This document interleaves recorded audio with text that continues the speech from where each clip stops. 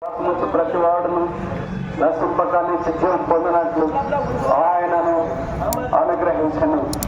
Bible ఇలా సెలవిస్తుంది, ప్రయాసపడి భారం మోసుకుంటున్న సమస్త జనులారా నా దగ్గర రండి, నేను మీకు విశ్రాంతిని కలుగజేతును. యేసుప్రభు వారు ఇలాగన్నాడు, నా మాట విని నన్ను పంపిన వారి శ్వాస నుంచి ప్రతి వాడు తీర్పులోనికి రాక మరణంలో నుండి జీవంలోనికి దాటి ఉన్నాడు. బైబిల్ ఇలాగ సెలవిస్తుంది, మనుషులు ఒక్కసారి బ్రతుకున్నారని నిర్మించబడినది, ఆ తర్వాత తీర్పు జరుగును. బైబిల్ ఇలాగ సెలవిస్తున్నది, నీతిమంతులు లేడు, ఒక్కరు లేరు, అందరూ త్రోవ తప్పిపోయి. బైబిల్ ఇలాగ సెలవిస్తుంది, పాపం వల్ల జీవితం మానము, అయితే దేవుని కృపావరము మన ప్రభువుని యేసుక్రీస్తునందు నిత్యజీవము.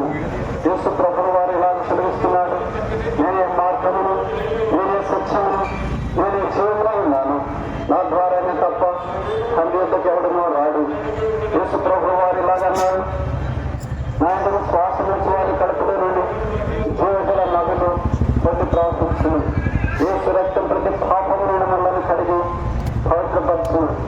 బైబిల్ ఎలా సెలవిస్తుంది, లేఖనం ప్రకారం క్రీస్తు యేసు చనిపోయి సమాధి చేయబడి లేఖనం ప్రకారము తిరిగి మూడవ దినమున లేచును.